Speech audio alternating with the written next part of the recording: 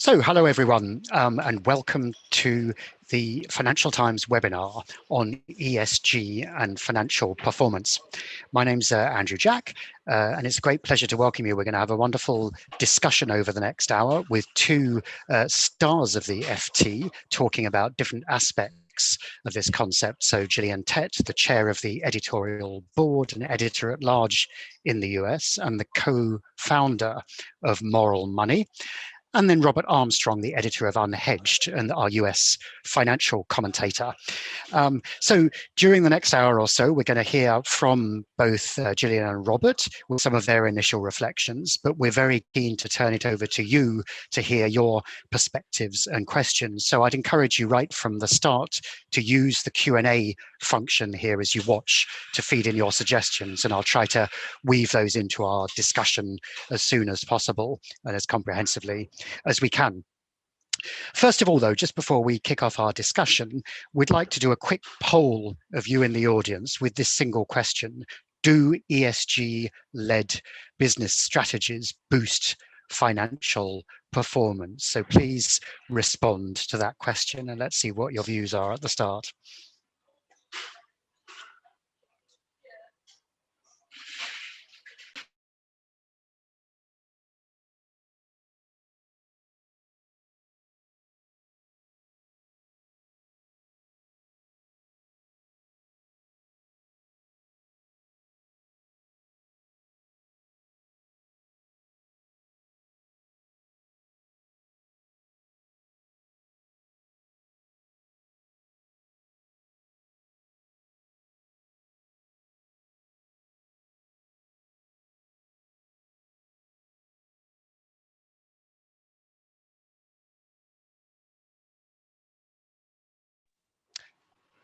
Okay, so thanks for that. And we may see a first set of results. Here we go. Okay, 57% think ESG-led business strategies boost financial performance. So a great, and only 9% no, but plenty, a third of you undecided as we begin this discussion. So Gillian, a great pace perhaps to start with you. And I should say instantly that alongside your other achievements, you've also just recently published a new book, Anthrovision, a new way to see in business and life, perhaps also relevant perhaps to our discussions this afternoon. So give us a sense of your perspective of how important ESG is and its role in business financial performance. Yeah, well, thanks, Andrew, and hello to everyone who's watching. Thanks for watching, thanks for reading the FT, and thanks for all of you in particular who do read Moral Money, which is probably, if you're watching now, a very self-selecting crowd that's predisposed to agree with what I'm about to say, but I'm going to say it anyway. It doesn't surprise me that a third of people are undecided about whether ESG boosts financial performance or not, because I think there's a lot of misunderstanding about what the merits of ESG are or are not. I think it's wrong to try and look at short-run performance metrics over the last year or two, and say yes, ESG focused companies did better than non-ESG focused companies during the pandemic because of X, Y, and Z. There's some evidence that they did, but I don't like that kind of comparison because it may be distorted by swings in energy prices, etc., etc. And I would be the first person to admit that defining what are good or bad ESG companies is very, very hard. The metrics are currently a bit of a mess. I'm also not one of the people who's going to argue that ESG is fabulous because it's a good moral thing to do and it's out there to save the planet. That was how ESG was initially built 15, 20 years ago. A group of very laudable activists drove much of the ESG thinking. I salute them, all those Danish pension funds and those nuns. They did a great job in many ways in trying to get people to rethink finance. But I cannot stress it strong enough. Trying to save the world is not what is either driving or defining ESG today. Instead, people need to recognize that ESG is about trying to save companies and save financiers, investors, and executives and businesses. And what I mean by that is that ESG is probably best understood as a new form of risk management. Up until now, there's been a tendency for the last 30, 40, 50 years, ever since Milton Friedman did his famous memo about how companies should be run for shareholders and shareholders alone. There's been a tendency to look at companies and balance sheets in terms of tunnel vision. You basically defined what you were going to look at in the company, what mattered, and it was about money. And that was what you put on balance sheets. And that was how you counted success or failure in terms of shareholder returns. The problem with that approach is that it's not bad, it's incredibly useful, but you need to look beyond the narrow definition of the balance sheet and the model to understand what's going on in wider society. Or to put it another way, you need to move from tunnel vision to lateral vision. Relying just on economic models or corporate balance sheets, which are narrowly focused on shareholder returns and money, is a bit like walking through a dark wood at night with a compass. You don't want to throw your compass away. It tells you roughly which way you're going. But if you just walk through and only look down at the dial of the compass all the time and nothing else, you will probably trip over a tree root or walk into a tree. You need to lift your eyes, look around, widen your gaze, particularly when the context of your balance sheet or your economic model is changing rapidly in a way that could upend what your balance sheet or your model is doing. Your compass needs to be put into a sense of context. And in many ways, that is exactly what ESG does. It basically encourages the board, investors, executives to look up and look around beyond shareholders at stakeholders, to think about employees, about the community, to think suppliers, to think about issues like the environment, to think about issues like the social context in which they are operating.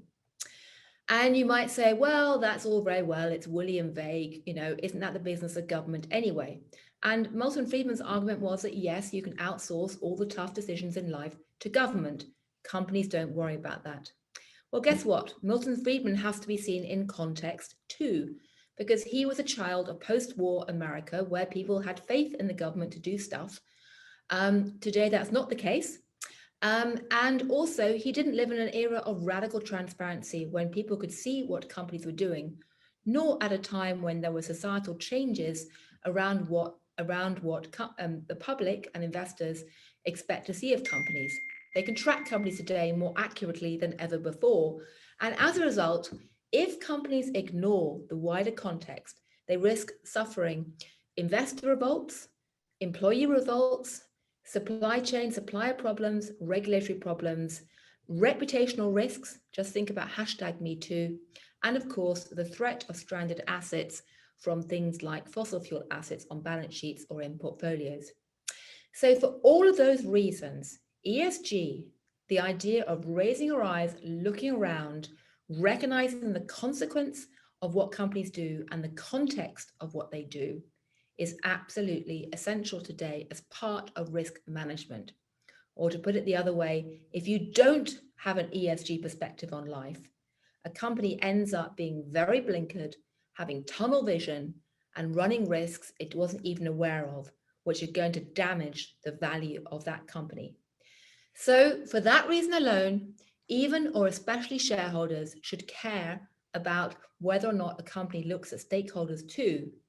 And I happen to think that if Milton Friedman had lived in an era of radical transparency, shifting societal norms, an era where you basically could not rely on the government to solve big problems of the day, and also a time when we're facing societal-wide problems like climate change, which need to be addressed, I think even he would have probably endorsed some elements of ESG thought for the sake of shareholders too. Gillian, thanks very much. Some great opening remarks and plenty there we can come back to in a discussion. And again, a reminder to everyone watching, do please post your reactions, reflections and questions as we engage over the coming hour. But Rob, over to you, a little bit of your initial reflections on that key question. You're on mute, Rob. On mute. We might not agree on much, we both agree that we can't, as FD journalists, manage to work our mute buttons quickly. So That's a perennial problem for everyone on the call. We can all agree to feel bonded about our lack of mute button efficacy. You're How are back we doing now? Great. I thought you were able to take me off of mute. I didn't know I had to do it myself. In any case, I look at this in a very different conceptual framework than Gillian does, but I think the two frameworks intersect, and I'll flag that point of intersection when they come together. What I would say to the people in this seminar is the question to start by asking is, why do you think ESG investing has a chance to make the world a better place? And I do think it has a chance to make the world a better place. And I think the surprising answer to that question is that it can make the world a better place because, and only because, it offers investors lower prospective returns on investment. So I'm going to explain why I think that, and I'm going to get into some kind of very mildly technical finance language, but anybody who wants to ask a question, you can ask me a question if any of this gets by you, but I'll try to put it in kind of very plain terms. And conceptually, I don't think the argument is that hard. Intuitively, we hope that by putting our money to work in an environmentally, socially, or governance context that we approve of, we hope that our money goes to invest in projects that we approve of, corporate projects, corporate efforts that we approve of. And if that happens, what happens is what I'm going to call the green companies, and green is not perhaps the best word, but it's a good shorthand. The green companies, the price of those companies, when we turn our money as investors, we turn our money towards those companies, is the price of those companies goes up. That's just supply and demand, whether that's a bond price or a stock price. Money flows towards the green companies, their price rises. Now, here's why that is good. When a company's bond or stock price goes up, what is happening, and now I'm flagging the slightly technical financy bit of this, is that company's cost of capital goes down. Their price of money goes down as their bonds and stock price goes up. And when their price of money goes down, the green company their hurdle rate for investment falls, and more of the projects that they do are worth doing. They can meet their cost of capital more easily. More green projects happen. So our money goes to company X. Company's X stock or bond price goes up. Their cost of capital goes down. They are now engaging in more green projects out there in the world. And that is indeed the outcome that we wanted as ESG investors. That is great. The corresponding effect on your potential returns as an investor is that they go down. This is really a very simple point. The price you pay goes up, the potential return on the investment goes down. That's just the math of investing. So if green or ESG investing does what it promises to do, gives cheap capital to companies that are pursuing projects that we approve of, we are literally mathematically ensuring that we're going to get lower returns. That's and the point. I can't emphasize that this is an analytical or a logical point. You can't help the world as an ESG investor unless your returns are actually worse. That is the crucial point. Otherwise, the world just stays the same. There's no new projects that gets done unless you bring green companies' cost of capital down. Now, let me give one example that makes this very clear. Germany, and this was just pointed out to me by Pastor Lubos, who's a professor at University of Chicago Business School. Germany issues two kinds, what they call twin bonds, where the country will offer two bonds. One, which is a green bond, where the money will only go to green projects, and the other one, which is just a regular old government bond. Otherwise, the bonds are identical. But the point is, the yield, what investors are getting paid every year, every month on the green bond, is literally lower. You're actually, just when you buy it, you're getting a lower return. Why is that? Because people would prefer to own the green bond because they want the green projects to get done. That's how the market kind of works. Now, there is one very important point that I should make before I shut up and we can debate or take questions or whatever. Of course, this doesn't mean that ESG companies can't outperform. And I think there is some evidence that, especially over the last 10 years, they have outperformed, especially environmentally conscious companies have outperformed over the 10 years. Of course, we can be surprised. We can make an ESG investment at a certain price. Maybe it has a lower expected return than a brown investment would have been, but the world can change. Maybe government regulation around being green becomes more important and there's a carbon price imposed, or maybe a lot of investors decide, actually, we don't want to have anything to do with brown companies, or maybe there's a huge environmental event that makes people want to have nothing to do with brown companies anymore. All of that stuff can happen. You can be surprised by the world. That's always true in investment. And in the case that the market right now is wrong about how important environmental matters are, ESG investments are definitely going to outperform. But if you make that bet, you are betting against the whole market as it is priced right now. You're saying BlackRock, Goldman Sachs, all the big investors, Vanguard, they've all got it wrong. They've made a mistake about how important ESG considerations, environmental, social considerations, good governance, they've made a mistake about how important all that stuff is. And in that case, if everyone else has made a mistake, you'll outperform owning ESG. And I think that's part of Gillian's actual view, is that we tend to systematically make a mistake about how important this stuff is, right? That the market is wrong about how important it is for companies to be well governed, how pressing environmental issues are going to be in the future. So that view can make sense, but you just have to recognize you're betting against the market. You're saying the market is inefficient on these ESG matters. And that's the spiel from Unhedged, I guess. Well, I would say that Robert, I think, has made some brilliant points there. I would agree with quite a lot of what he said. And it's partly a question of what you're trying to achieve with your ESG. You know, if you think that and that alone is going to save the world, you know, I salute that. But I also think it's probably not going to be the thing that saves the world, because you need to have government action too. I think they both need to work in tandem with each other on something like climate change. If you think that ESG is going to deliver you fantastic returns always in a positive sense, then I think what Robert says is absolutely correct, that, you know, you can't bet on that necessarily. And it makes me uncomfortable when people try and peddle ESG products on the basis that this will outperform the market, you know, always. Because yes, sometimes it will. And in fact, it actually has appeared to have done rather well in the last year or so.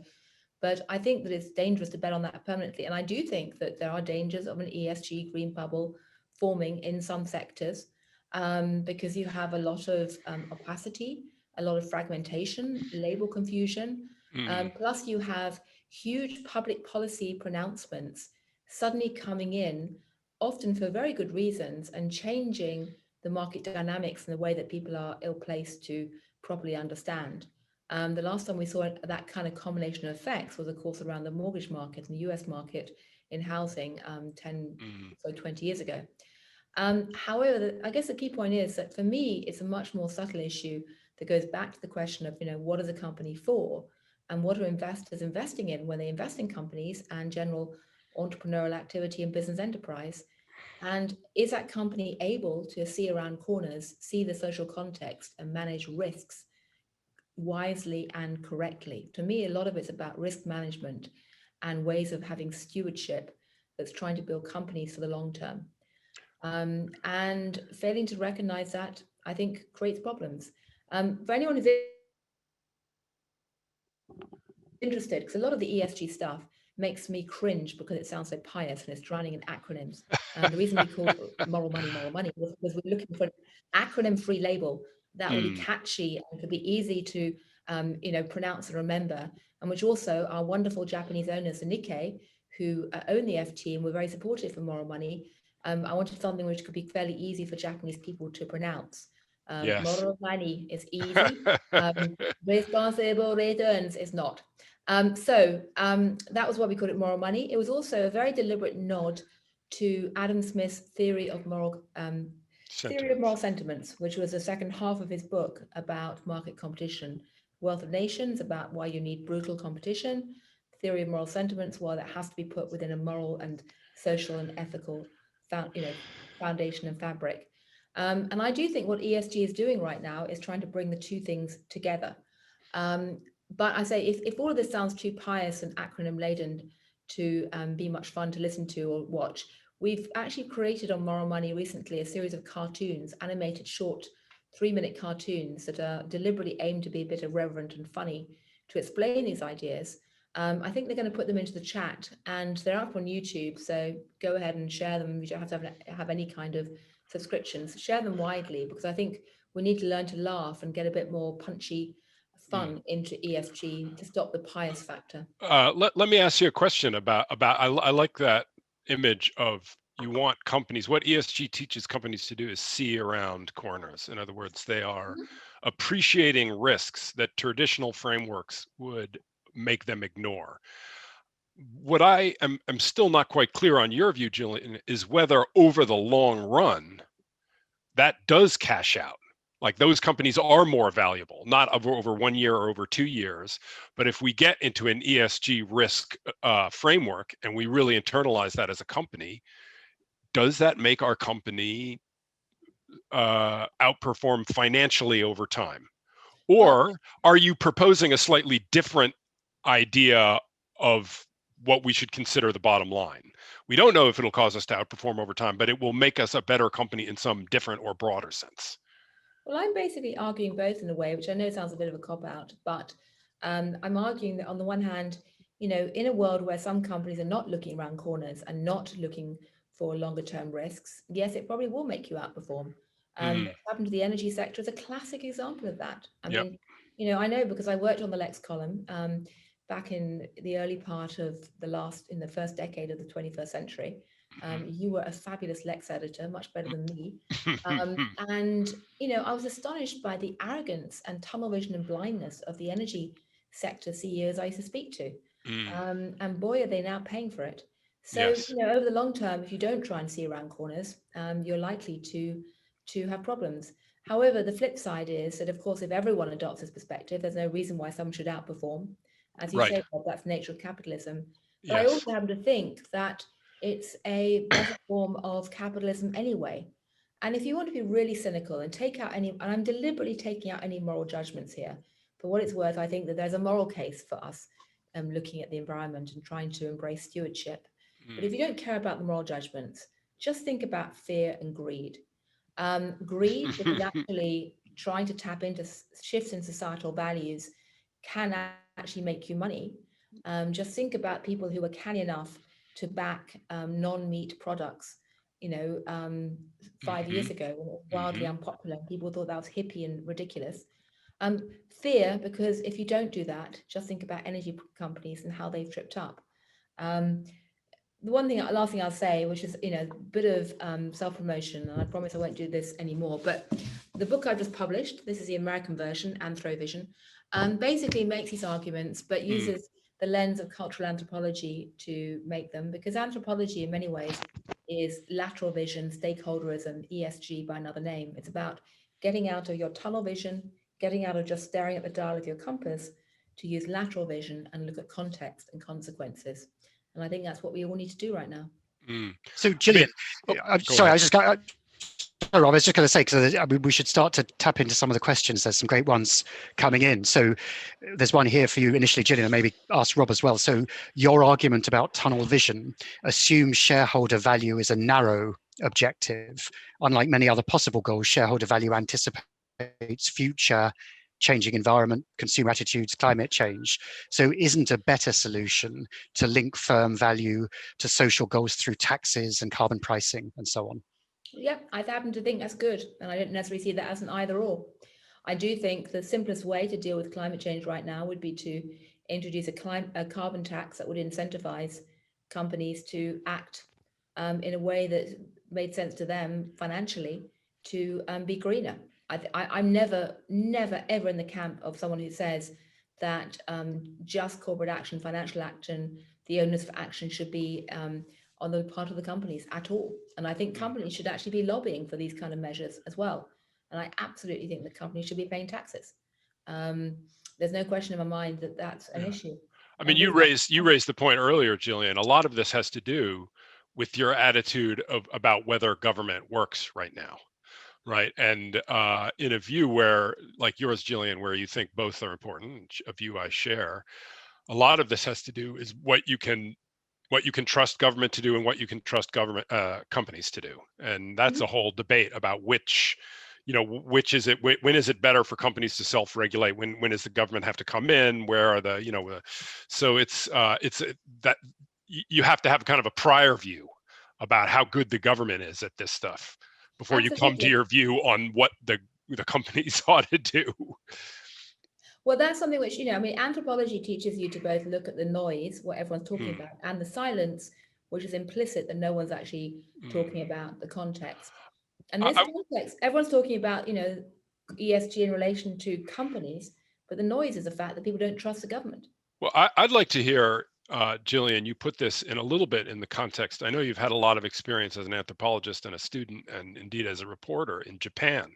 And when I hear people talk about stakeholder capitalism, a concept that is closely allied with ESG investment, it sounds a lot to me like they're describing the role of the company in Japanese society, or at least the traditional role of the company in Japanese society, where, in many cases, the bottom line certainly wasn't the most important thing.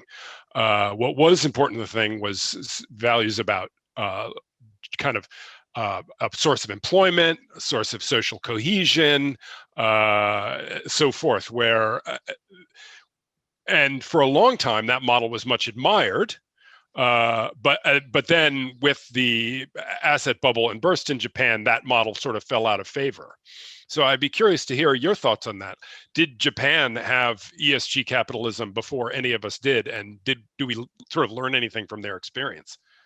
Well, I think in some ways it did. And I'd love to hear your thoughts on this as well after I've spoken, because, another one of the lessons about anthropology is, anthropology has a three-part process. You basically think yourself into the mind of people who seem different from you, not just to get empathy from another point of view, which is important in a globalized world where we're all exposed to people we don't understand. And the other, by the way, can be on the other side of the planet or just next door. Yeah. But the virtue of doing that is not just to get empathy for others, but to also flip the lens and look back at yourself and see both the noise and the silence in our lives. And there's this wonderful Chinese proverb, a fish can't see water, and unless it jumps out of its fishbowl. We can't see what shapes our world unless we look to others and then look back to ourselves. And so right now, there's an urgent need to look overseas or look elsewhere. I'm saying overseas from my perspective in New York right now. Look elsewhere for other visions of capitalism and other visions of how to organize society. You may hate them, but at least it will make you understand your own version a lot more clearly. Two tiny examples of this, why the Japanese version is interesting right now. One is that after 2008 financial crisis, I had written my first book about the Japanese financial crisis because I lived there for years. And my Japanese friends who were bankers were absolutely shocked that in Japan, when the financial crisis happened, the senior CEOs went to jail and they lost their money, they lost their pensions. And of course, in America, they got away scot-free. And you can understand a lot about the levels of popular anger and populism in context of that. Yes. But most American Wall Street types are so embedded in this, they can't see how weird that was. I could go on. I won't keep. Yeah, no, it's an excellent example. I should say, by the way, there's loads of things wrong with Japanese stakeholderism as it's been played out over the years. It's often been, quasi-corrupt. It's been stodgy. It's been slow-moving. It's been, very bad in lots of ways. Not least because there hasn't been an era of radical transparency. But what do you think, Rob, about what? I mean, I would say that the great advantage of shareholder capitalism as traditionally construed, maybe not quite Milton Friedmanite, but something close to that, is that the rules are tremendously clear, and the expectations are tremendously clear, and that can actually encourage transparency in a way that a broader, more inclusive view, you lose something when the definitions and the objectives and the expectations are not clear. So the great task of ESG, I don't think it's going to generate positive returns, but I approve of it because I think it can make things happen, right? I do believe the argument I started with is that if you lower the cost of capital for firms that are doing green projects, you get more green projects. And that's what we want. I mean, if you talked about the possibility of a green bubble. From the point of view of the world, a green bubble might be great, right? In that all this money goes flying blindly and irrationally into companies that make solar panels or turbines or whatever. A lot of that stuff will get built, and it'll be green infrastructure that the world will have forever. The little detail, of course, is that all those investors will get wiped out, but that is a very traditional thing that happens in capitalism. Like all our, railway infrastructure and all our telecom infrastructure in America was built by bubbles. And it's still there, and we still use all that infrastructure, and it's been a net benefit for society. It's just a little fact that all the shareholders got wiped out twice along the way that causes the problem. So I would say, to get back to the question about stakeholder capitalism, I would say my inclination would be push the shareholder capitalism model as far as you can. In other words, investors, executives, employees, everybody needs to say to the management of companies, there are risks out there you don't appreciate. Please look at them. We think paying attention to them is going to make us money. And if you don't make us money, eventually we're going to fire you. So I rather like that model of doing it. And Gillian, maybe building on that point, I see there's a few questions and remarks here about this confusion of different frameworks and metrics to look around ESG. And there's one here. So how do managements and boards trade off ESG with all the competing stakeholder interests, let alone shareholder interests of a firm? Is there a framework? No, there's no cut out and keep framework. That's what executives get paid to do, is to make judgment calls. And guess what? They have to make judgment calls the whole time about how they're operating. They're not a bunch of AI platforms that are running companies on, robo CEOs kind of thing. So there isn't a clear-cut framework. It is confusing. Right now, the ratings and regulatory systems are a complete mess. There is a huge amount of effort underway. People are racing to try and create more clarity and more consistency, particularly ahead of the COP26 meetings later this year. The ratings can vary, et cetera, but I would argue don't let perfect be the enemy of done. The dirty secret is that's been true of many areas of corporate accounting and corporate ratings and activity over the last 100 years or so. We have the illusion of some perfectly consistent metrics in the accounting world in terms of corporate reports. The reality is, as Rob knows, that's something of an illusion. Yes. Particularly in a world where so much of the value in corporate balance sheets rests these days in intangibles, not tangibles. So, the answer is yes, it's a bit of a mess. Yes, there isn't a neat cut out and keep guide exactly about how to do it. Yes, we're at a moment of tremendous flux and transition. And yes, you sometimes have a challenge explaining to the outside world or investors what you're doing or not doing. Something we do try and do on Moral Money is to highlight contradictions when they exist or hypocrisies, but to do so in a way that recognizes we're all on a journey, all of us, including, frankly, the media as well. But guess what? That's what you get paid to do as an executive and investor. So suck it up and embrace it. I think I want to strongly endorse what you just said. That supposed to disagree with me, Rob. No, but let me put it to you this way.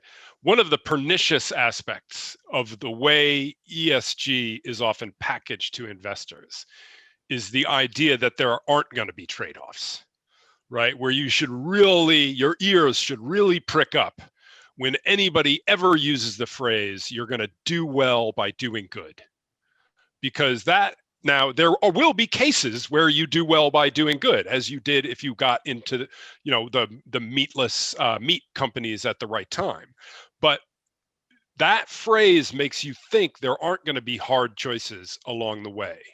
And as Gillian says, companies are going to have to make brutal choices. It's not always going to be, we ran our net present value analysis and the environmentally or socially or governance option just came up with a higher net present value. And so it was really easy once we did the math. It's just not going to be like that. And the best way a company can eliminate that kind of ambiguity, or not eliminate, but reduce that kind of ambiguity and reduce the chance that they're going to surprise their investors, is to have statements of purpose that are actually written in English. This is the second time, if you're reading one of these kind of statements of purpose or goals or values, and you're like, all these words are incredibly general, nice sounding words, and I can't figure out what they exactly mean, that is a flag that they actually mean nothing.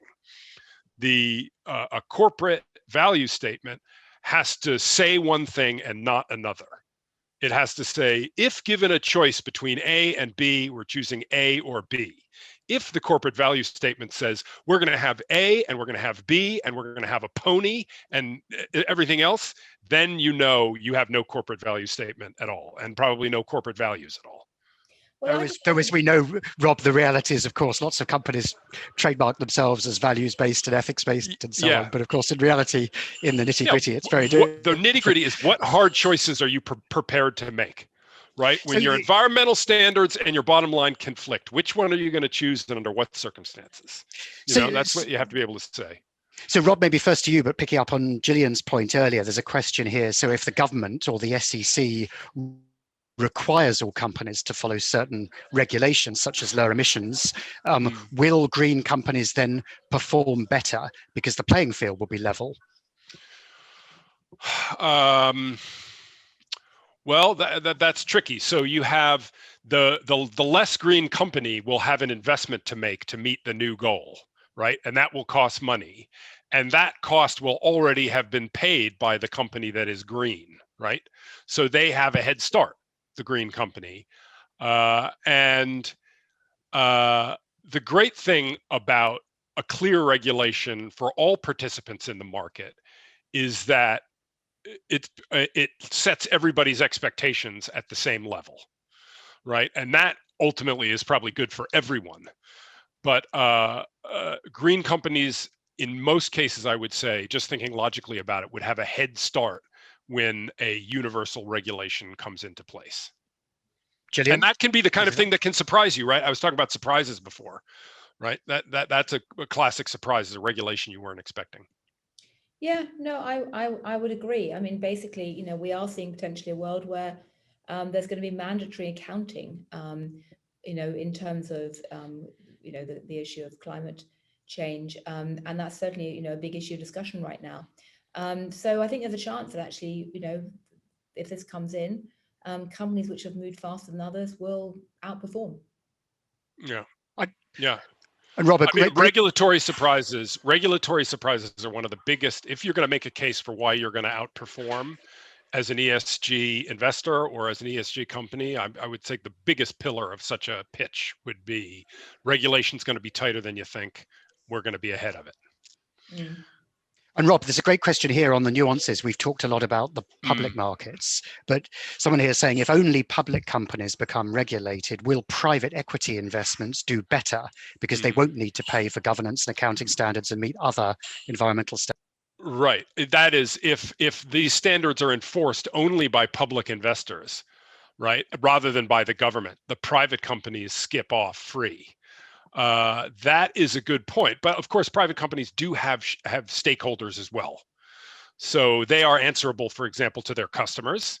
They are answerable to their owners, although those owners don't own publicly traded shares. So I don't think private companies can assume they will completely escape ESG pressure in the future. But I agree with the questioner that there is an asymmetry there.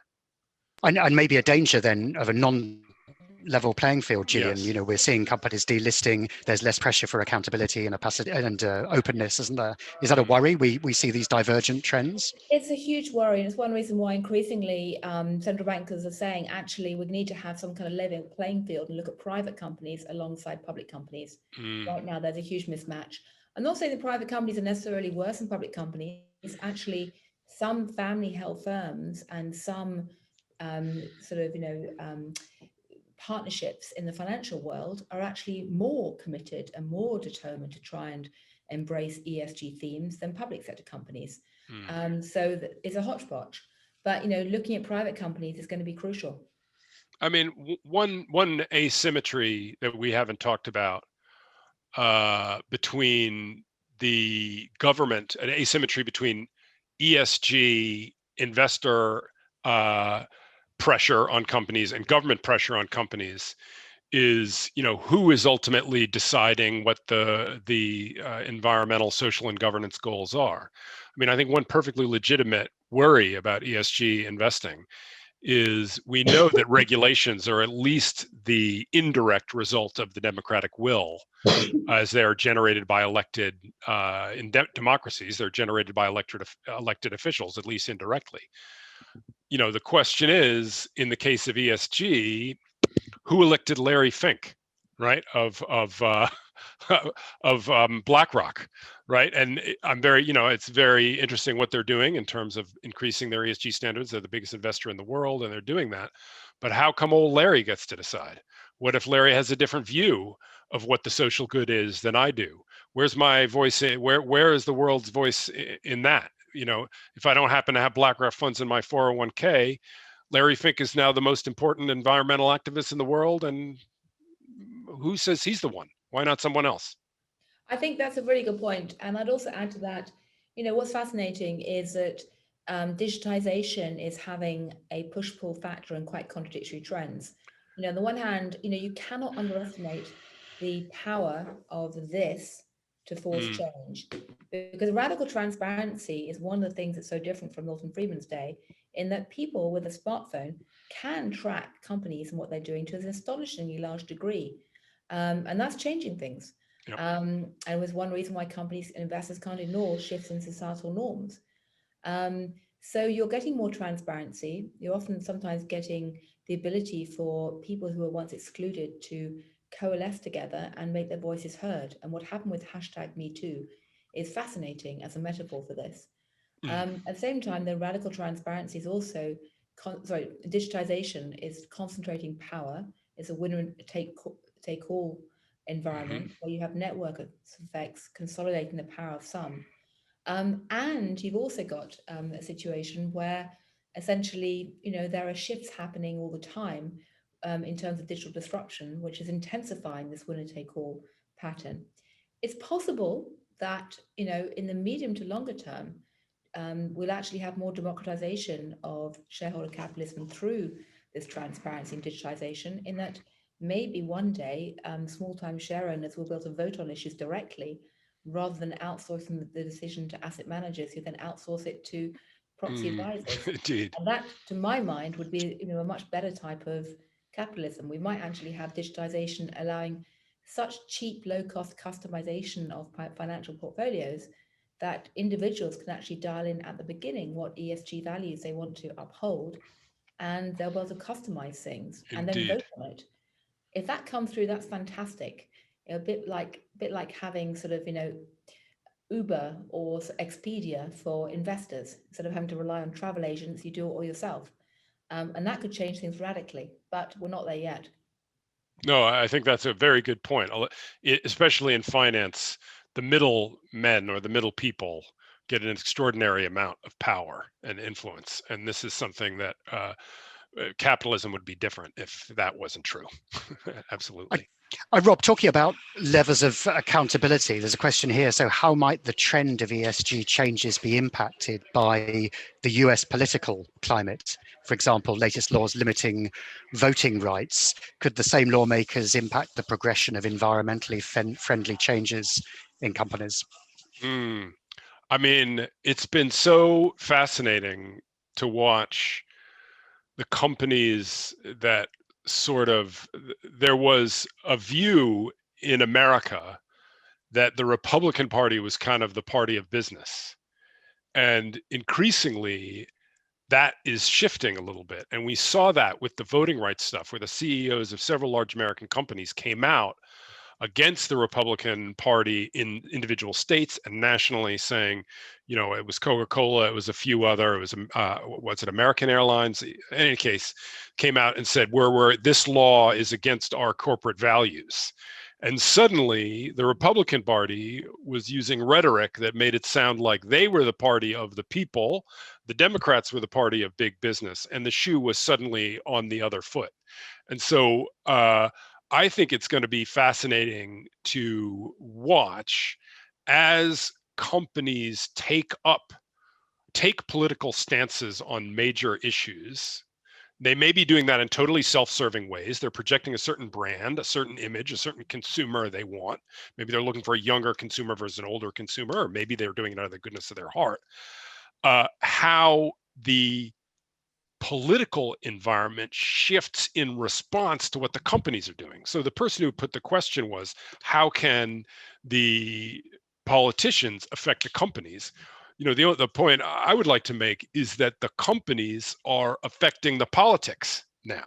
So an issue where this has come up recently is, of course, antitrust regulation with the tech companies, where it used to be antitrust was a Democratic issue. Breaking up companies was a kind of lefty thing to do. And then America thinks of Silicon Valley's giants as basically liberal organizations. And now the Republican Party is the party of antitrust all of a sudden. So it's like the causality is now going the other way, from companies to the politicians, and the political landscape is changing as a result of that. It's just an amazing thing to watch. I wouldn't be so foolish to try to predict what's going to happen, but boy, is it different than it was 10 years ago. And to that, I've actually had something else, which I think is also interesting, is that, the period from the 1970s onwards kept a very sharp distinction between the public and private sector, policy of Milton Friedman, and assumed that companies all had to compete furiously with each other all the time and want to kill each other. I suspect in the way that history moves in pendulum swings, we're seeing shifts of that. And if you think about what the rhetoric that emerged during the pandemic, the kind of wartime footing to have a search for a vaccine, basically you had not only public-private partnerships, but you had private-private partnerships. And that's becoming increasingly part of the mainstream fabric of debate and expectations and the zeitgeist. And I suspect will be played out again in things like climate change issues. And I suspect also in terms of tech.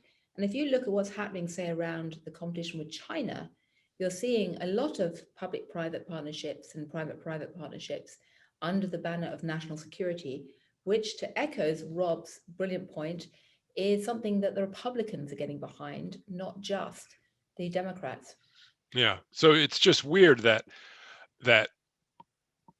companies engaging explicitly in political issues, it's been remarkable how that has changed government and government's attitudes. I mean, it's really been striking.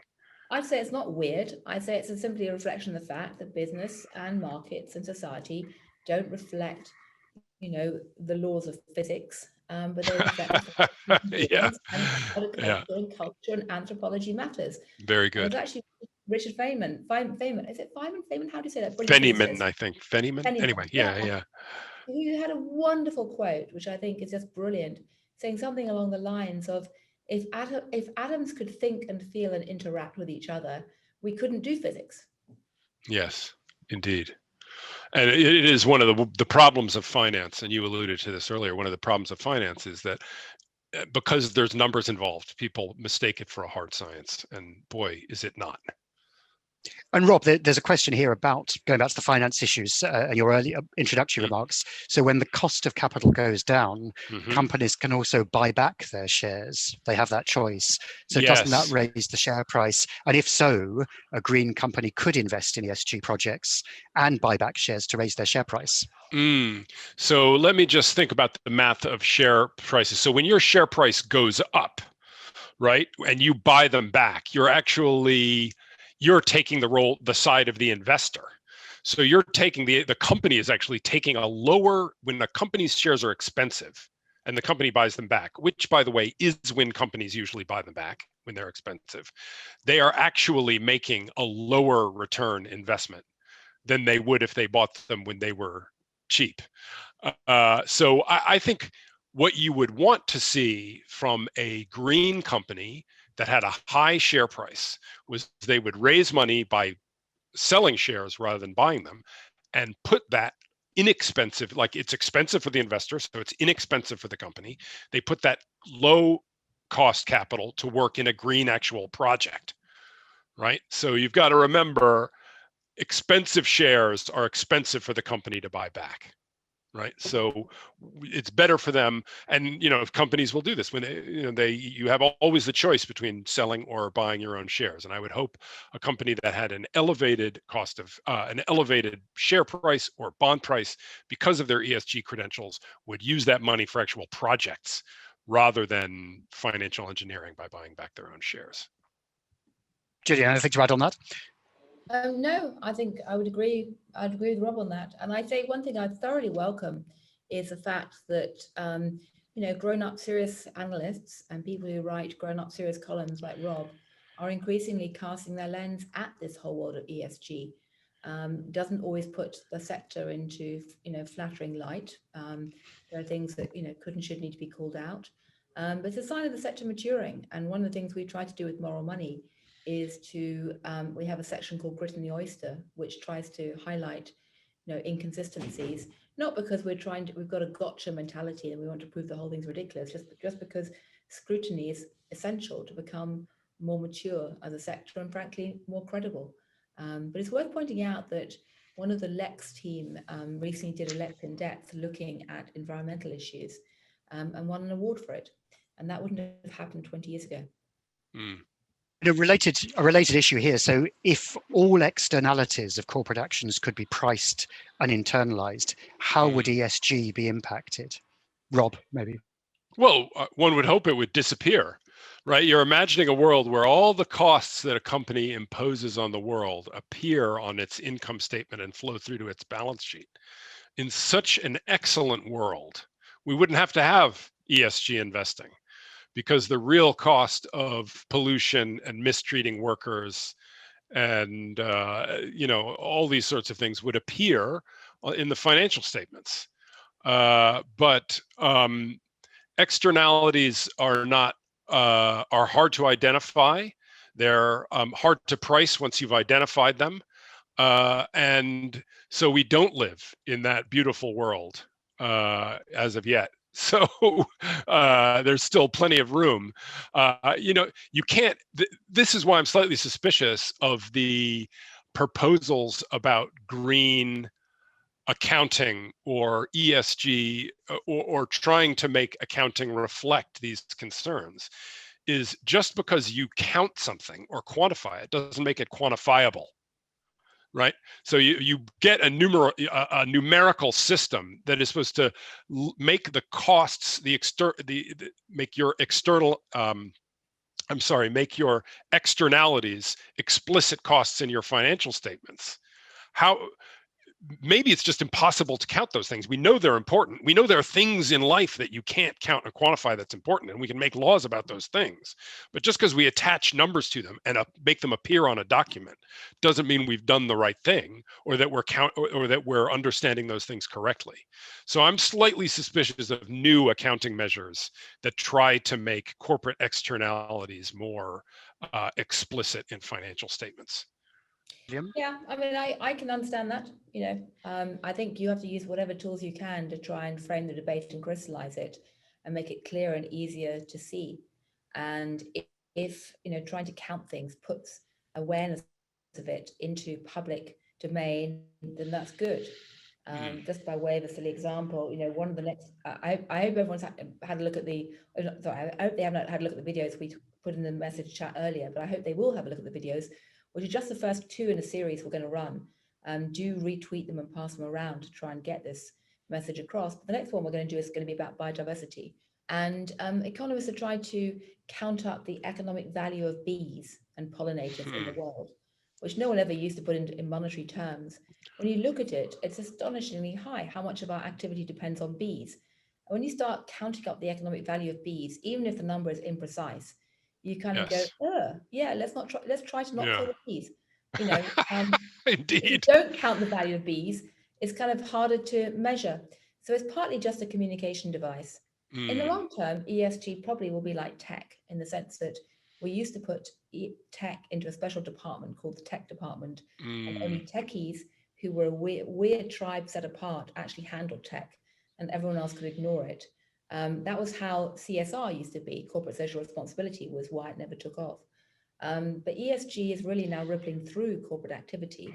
And just as everyone needs to know something about tech today to be an investor or an executive, everyone needs to know something about ESG.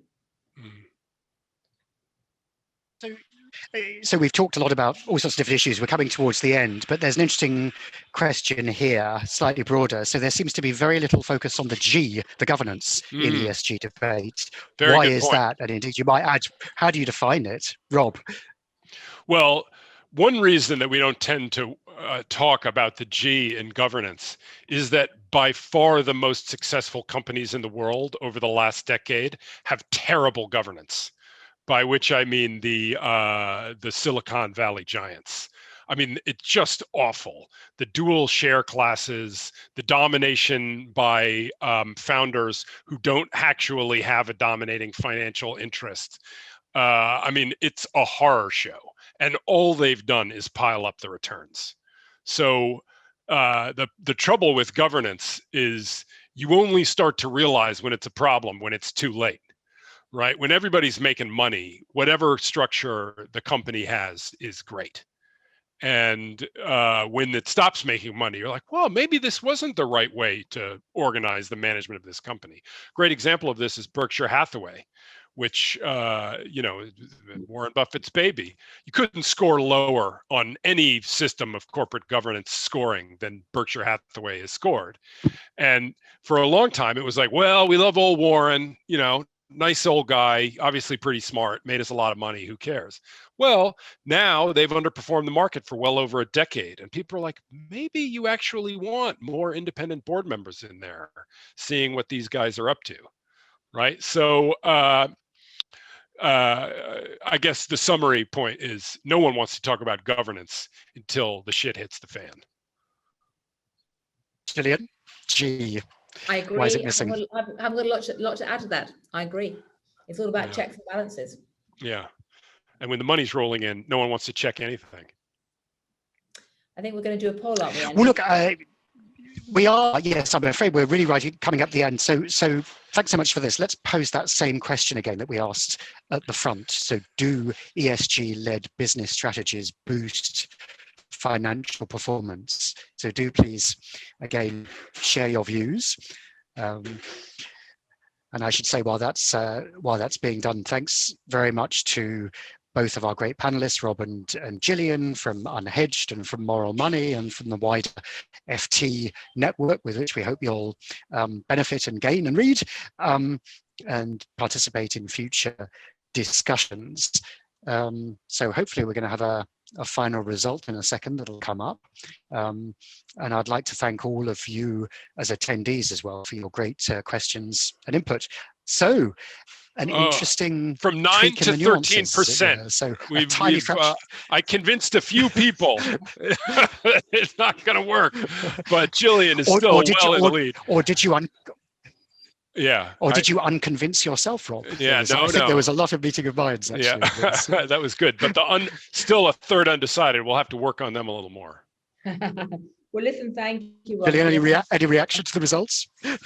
It's been a great discussion. And my last comment, we can just finish now, simply to say thanks to everyone for listening and watching. And do please check out both Robert's brilliant Unhedged column, newsletter, and also Moral Money for the fact the FT debate on this. We are trying to cover this, and I say do please share the videos we put in the or the little cartoons in the chat function as widely as possible, because we want to get more people talking and thinking about this in a less code-based, boring way. Important stuff. Thanks very much, Gillian, and thank you, Jack. Thank you both very much, and thank you all the attendees. Really, Cheers. really great discussion. All right. Keep in touch. Bye bye.